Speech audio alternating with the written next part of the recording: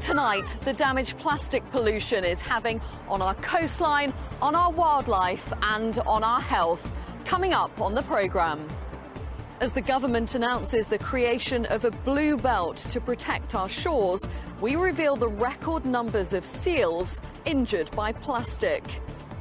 Also tonight on World Oceans Day, we take to the sea with the scientists trying to work out just how clogged up our waters are. With clean-ups taking place across Devon and Cornwall, we reveal the shocking amount of rubbish ending up on our beaches. And I'm in Salcombe, where I'll be meeting one woman who's found a very peaceful way to do her bit to keep the ocean clean. And of course, I'll have the weekend weather forecast.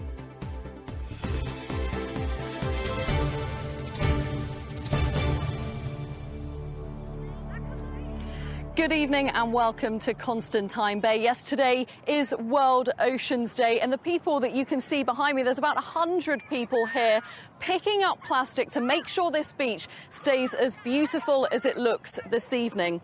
But experts have told us that without drastic action, it's already too late to rid our seas of plastics. And today, the Prime Minister told world leaders that a global solution is needed. So just why does it matter that plastic is in our ocean? Well, it's the wildlife that's most affected. Already this year, 20 seals across Devon and Cornwall have been injured after being caught up by plastic. I've been investigating the impact it has on wildlife and on our health. Now, just a warning that you may find some of the images in my report distressing. Caught up and entangled. These seals are just a few of many that plastic has taken its toll on. Oh, you're going to be a good one. The lucky ones end up here. After being found injured by plastic, they've been looked after at this seal sanctuary. Now they're being rounded up and ready to be returned to the beach. Not so lucky. Poor Harry is under the weather, to say the least. His terrible injury caused by plastic netting.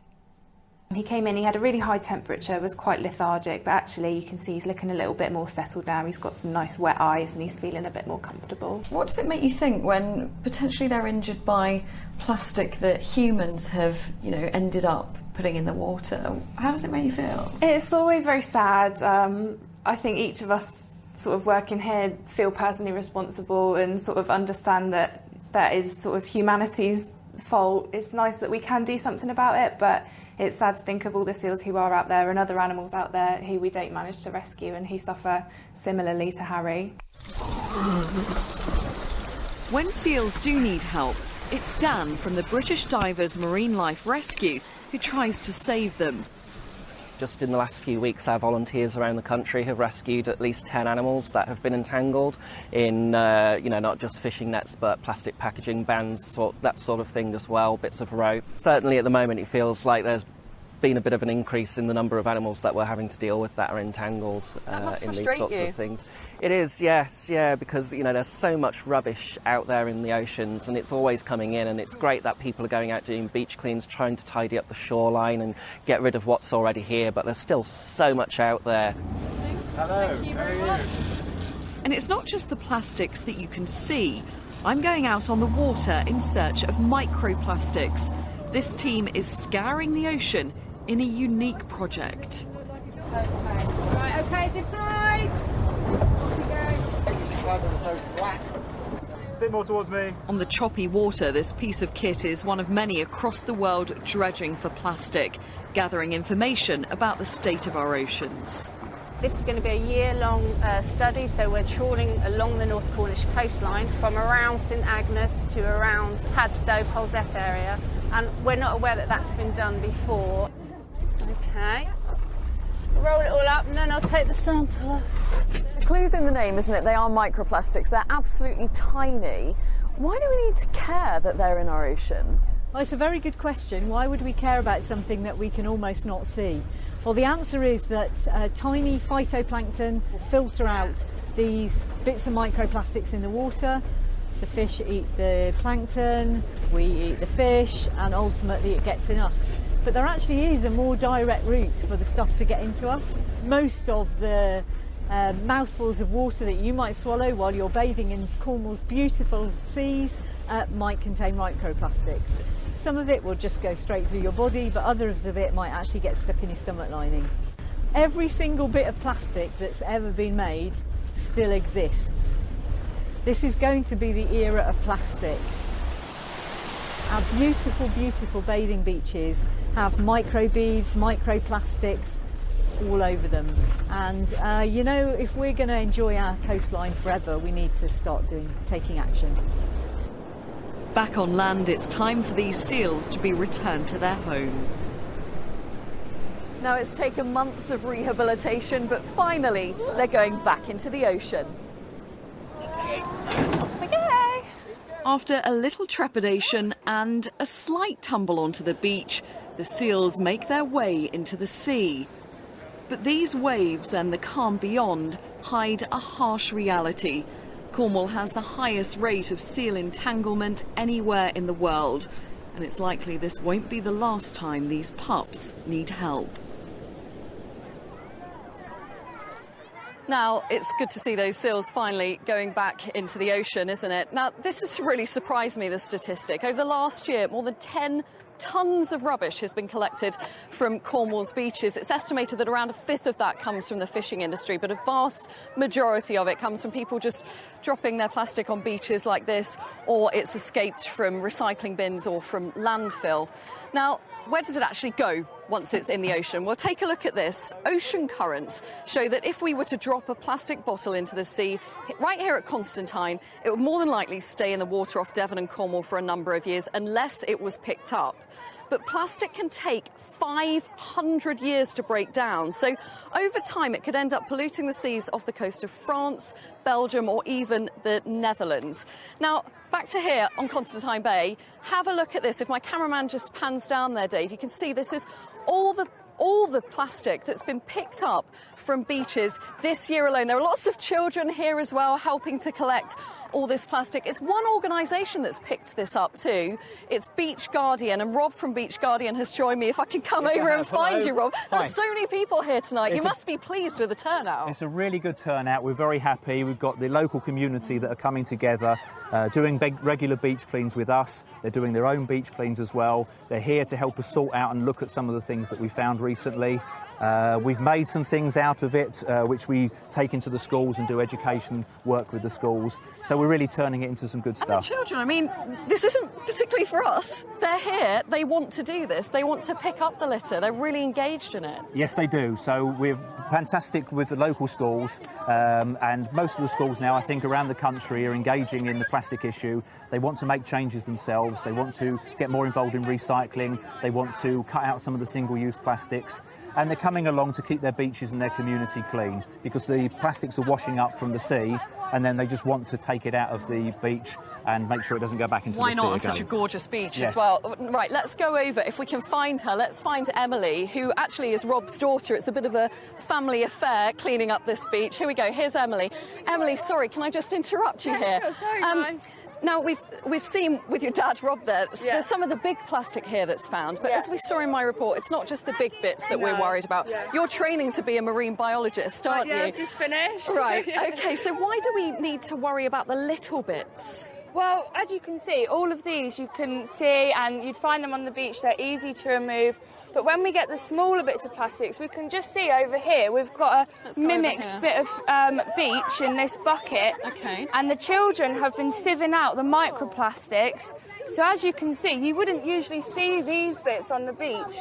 But when you really look carefully, there's actually thousands of bits of tiny plastic actually hidden in the sand. And that's stuff that you've picked up and found through sifting the sand, then? Yeah, just like these guys are showing you, they fill these little bags with sand and then shake it, and they're just left with all of the tiny bits of plastic.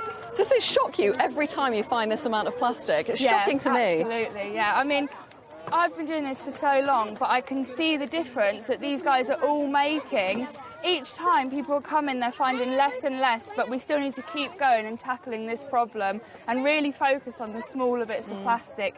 And these guys really help and make a difference. OK, I'll let you get on with it, Emily. Thank you very much.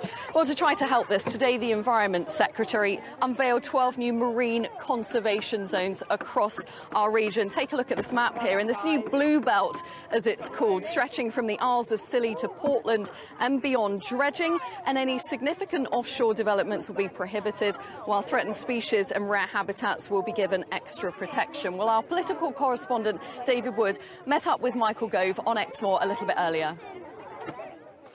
Whether we're out shopping, trying to keep food fresh or buying the latest gadget, we cannot escape this stuff. And with few easy ways to get rid, the Environment Secretary is pinning his hopes on a so-called blue belt to keep it out of the sea. It's just a suggestion at this stage, but even though Mr Gove was on a farm on Exmoor today, plastic is top of his agenda. You're known by the opposition as the Minister for Consultations. Is this actually going to make much difference, or are you better at just talking about things rather than action? The thing about consultations is listening. And I think it's a good thing, if you're in my job, that you listen to people. And of course, when we need to act, we do. And whether it's been introducing a ban on microbeads or a ban on ivory, or making sure, for example, that we have a new livestock information programme that can trace animals as they move from farm to fork, we have taken action. And I think it's that balance between acting quickly when you need to, but also listening to the people on the ground that marks out this government. I must just ask, marine conservation zones around Devon, around Cornwall, how will you monitor whether they're working if they do come through? Well, the whole point about marine conservation zones is that they have buy-in from local people, and we'll be working DEFRA, the agencies that we are responsible for, and local communities all together in order to ensure that these new marine conservation zones mean that the coastlines that people cherish and the seas that define who we are in the United Kingdom are enhanced for the future. How easy will it be to get plastic out of the sea? Well, getting plastic out of the sea is a global challenge, and one of the reasons the Prime Minister is in Canada today is that she's talking to the other major economies in the world, the G7, to make sure that we act together. But Britain is leading, and the United Nations has already pointed out that we are the country that's setting the pace globally. But we don't have a tax on coffee cups here, takeaway coffee cups, on disposable cutlery from coffee shops, for example. That would help as well, wouldn't it? Well, the Chancellor of the Exchequer is reviewing exactly how we treat single-use plastic, and I wouldn't want to preempt his budget. It'll come later this year. Are you pushing him for higher taxes on it? Well, the Chancellor actually is the person who's been in the forefront here. At the time of the last budget, he made it clear that we need to take action. And we're lucky that we have a government with a Prime Minister and a Chancellor of the Exchequer, both of whom are determined to take action to improve our environment. And an Environment Secretary that wants that tax on those coffee cups, for example? Well, I want to make sure that the Chancellor uses all the weapons at his disposal in order to clean up our seas and to make sure that we use less plastic, and that plastic that we do use is recyclable. So the government is clear we need to change our ways. But tonight the pressure is piling on the Chancellor to force us to change. Otherwise plastic will outlive our environmental standards. David Wood, ITV News. Well, it's not just that's a threat to the ocean. Jaws on Jack's T-shirt there, it's that pile of plastic there. And beach cleans have been taking place across the West Country today. Our reporter Nick Smith is at one in Plymouth for us. Nick, how's it going there? Is it as popular as this one is here? Well, certainly so. Welcome to a sunny Firestone Bay here, just on the outskirts of Plymouth. You can see plenty of eager volunteers behind me trying to make their part of the world a better place. I'll also mention this evening that Plymouth City Council has announced a drastic plan to try and cut the use of single-use plastics in this city. Now, I've been taking a look all across the region at those getting involved in beach cleans on World Oceans Day. Days like this are all about getting stuck in and doing your bit to help preserve one of the greatest assets in our region, the natural beauty of our coastline.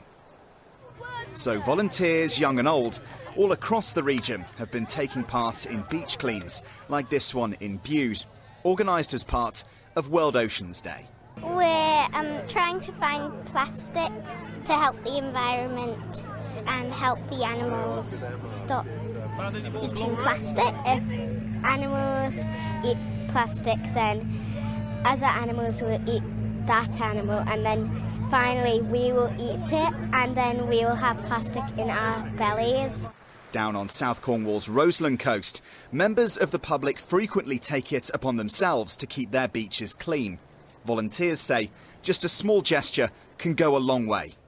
Once you know what you're doing, then I would encourage anyone at any point to go down to their local beach and just do a couple of minutes just to get what they can. It really does make a difference. Every little bit of plastic that you pick up is one less bit that goes in the sea. So I'd really encourage people to do that. In Plymouth, staff at the National Marine Aquarium organise regular beach cleans around the city, aiming to educate others about the issues of plastic pollution. Unfortunately, a lot of the plastic that ends up in the ocean are single-use plastics, so things like plastic bags, plastic straws, things you only really use once. And a lot of the times people aren't very careful about how they dispose of it, so it's plastic that's not been disposed of properly that washes into the ocean that's the problem.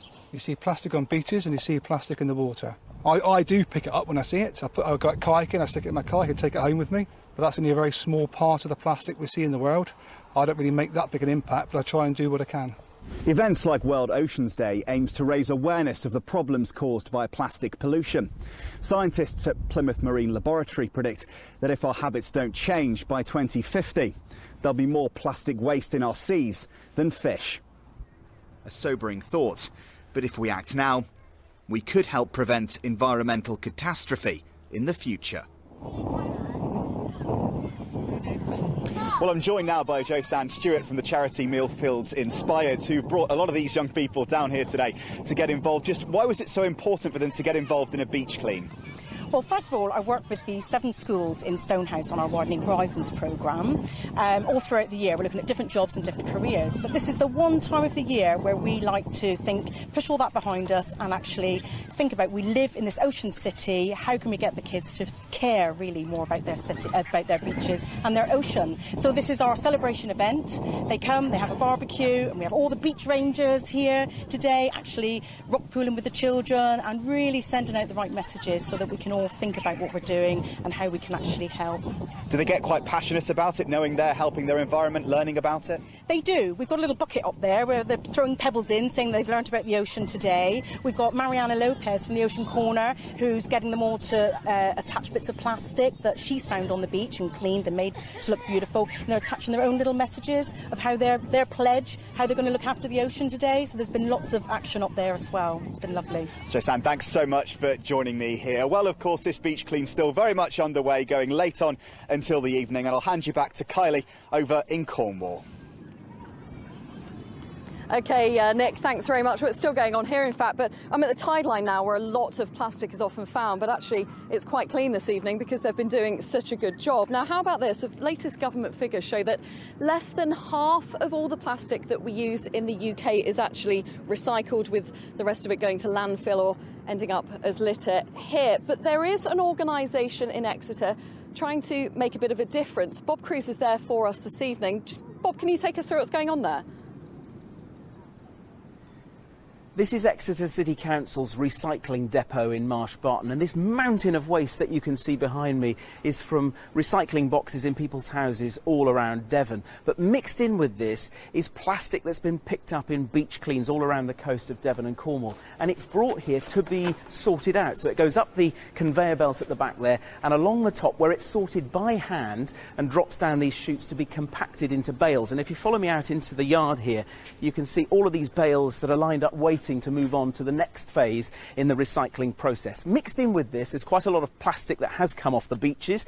This blue plastic tray here used to contain mushrooms. There are lots of larger items of plastic too. Some of it from the fishing industry, and you can see from the labels that it's already travelled many miles. Some of it from the Netherlands, from Spain, from Belgium. But the idea is to turn it all into something which can be used again. So it might become a car dashboard perhaps in future, or a piece of children's play equipment. And the Beach Care campaign is hoping to work with more depots like this one in Exeter all around the country to deal with that tide of plastic that's ending up on our beaches. OK, Bob Cruz, thank you very much. Now, it's worth saying that since plastic was invented 100 years ago, it has had many benefits. For example, I wouldn't be coming live here to you tonight if it wasn't for plastic. But the industry is coming under a lot of pressure to clean up its act, as Ken Goodwin has been finding out. It looks like a pile of diamonds, and to this industry it holds almost as much allure. It's plastic waste, which can now be recycled and used all over again. It'll be turned back into what it was when it came to us, which is a clear rPET sheet. This factory produces millions of plastic containers for the supermarket and food industry every year. It's a family-run firm which has seen a massive increase in demand for packaging since it started up in the 1970s. There will be environmentalists who say that companies like yours produce the plastic that is now polluting our oceans and rivers. What would you say to them? I would say that is very unfair, as I said, from the point of view, as I said, that we do as a company everything that we can, as I said, to ensure that doesn't happen. The company says virtually everything it produces is recyclable and says the industry is being unfairly blamed for pollution. The plastic, which is in the sea, the rivers and the countryside, is there because we are throwing it away instead of recycling it. It says it's helping the environment by making its products recyclable, and that now we need to do our bit by making sure we do just that. Ken Goodwin, ITV News. Now, I just want to show you something. All this week, I've been collecting my plastic that I've used. Now, I like to think that I'm quite conscientious about my plastic use, but look at this. This is what I've collected. This is one person's plastic in a week. Now, you can see lots more about this. It's all on our website. You can have a look at my video diary there. It's worth saying that I am going to recycle all of the plastic that I can here. Let's go to Grace Pascoe, who's in Bude for us. And Grace, they're also trying to clean up their act there, aren't they? Yes, I think it's fair to say Bude is actually leading the fight against plastic pollution, both here in Cornwall and also nationally. These huge beaches like Summerlees are beautiful despite the cloudy weather, but lots of plastic waste does wash up here. So people are trying to do their bit to cut down on plastic, but it's proving pretty tough. Well, because when you go shopping, you can't. What you need to be able to do is go and buy your meat from a meat counter, but they don't have the stuff and it's more expensive. And if you try and go anywhere and buy vegetables anywhere, then you just go and buy something in the little shop down the road and it's going to have things bought in plastic. So it's almost impossible to try and do it properly. Some supermarkets are providing things like, you know, the wonky vegetables and so forth, but they are putting them into plastic bags and are not even sure whether they are recyclable because it doesn't say that they're recyclable. Numerous anti-plastic campaigns were actually founded here, including the 2-Minute Beach Clean, Bude Cleaner Seas and Refill Cornwall. Also, the Environment Agency actually marked World Oceans Day here in these tents with various activities and talks. But still more needs to be done to help people cut down on plastic in their lives. OK, Grace Pascoe, thank you very much. Now, look at all these children here who've been part of this beach clean. Let's speak to a couple of them. Connie, you're named after Constantine Bay. What have you found today? So we found a lot of rubbish because it might kill all the beaches. That's why we came here. Well done to you. And Luca, what did you find? So I found these. They're very dangerous because, like, animals they think it's sand, but it isn't. It's actually plastic, and when you put plastic in the sea, it affects all the fish's habitats, and they'll all die. Gosh, and what about you, Finn? What have you been doing today? I've come to help clear up the plastic because when I'm older, I want to be a marine biologist. Oh, I don't blame you. And if the plastic keeps coming onto the beaches, there'll be no marine life to explore. And what about you? What have you been doing? I've been sorting out some of the plastic that has been found over the beach cleans that we've been doing. And there's a lot of it, and we have to sort them out into different colours, and we've got set tubs for different colours. Now, when I was a little girl, when I was this age, Emily and Rob, I didn't even know about recycling. It's something, though, that these children seem to know about, understand and want to change. Yes, so what we want to do is talk to the next generation. We want to go into schools. We want to take in the plastics that we found and just show them what we found and talk about the different types and the lifestyle changes that they can make. And they're all really keen and enthusiastic to make those changes. Just one step in the right direction at the moment is going to be fantastic. And Emily, this isn't a one-off, is it? You do this all the time. Why do you give your time for this? I mean, living in Cornwall, I guess all of these guys feel the same as we do. We have such a connection to the beaches and the ocean and the marine life that we just want to protect it, and I know they all feel the same, and we're all buzzing off each other and we've all got the passion growing together, so it's just really great. You're doing a fantastic job, all of you. Thank you so much. Well, Kate is in Salcombe for us tonight with a mother and daughter who have a very unusual way of picking up plastic, don't they, Kate? It's absolutely beautiful here in Salcombe this evening, Kylie, but you're right, they're on a bit of a mission here to reduce the amount of plastic we find in the sea. Now, Anna Turns and her 6-year-old daughter Ella have been out since 8 o'clock this morning, paddleboarding up the estuary, seeing what they can find. Anna, you're back, well done. Tell me, what's the story behind you doing this today? So last year we founded Plastic Clever Salcombe, which is part of a national Kids Against Plastic campaign, and we really wanted to highlight where in the estuary the microplastics end up. So they don't always end up on the beautiful beaches, they sometimes end up at the end of the creeks, and we figured we might spend 2 days paddleboarding the whole estuary together, picking up every bit of litter that we find. Now, I'm absolutely astounded. Take a look at what they found, and that's just today, up and down the estuary. Ella, tell me, what did you find today in particular? Bottles, plastic bags, rope, gloves, shoes. So much, isn't there? I mean, gosh, are you astounded by how much you found? I was, and in particular in certain patches across the estuary, so West Charlton, it was just littered totally with lots of bits of rope and little bits of household items, things we use every day, and yeah, it was quite impressive really, the amount we found in 8 hours. And well, that's just today. You're going out again tomorrow. Now, so you've got people with you tomorrow. I know you've got a support boat, but are people coming out and helping you? Yes, we've got a beach team tomorrow at 10 a.m. starting from here at White Strand. We've got lots of helpers and different people that are involved in the campaign coming to help us as well. Well, what you need is fine weather. It's not been too bad today, has it? I know you'd like a little less wind. Well, that's it from us this evening. The national and international news continues next with Ranveer Singh with more on plastics. But from all of us here at the beautiful Constantine Bay, have a lovely weekend and thanks very much for watching. Good night.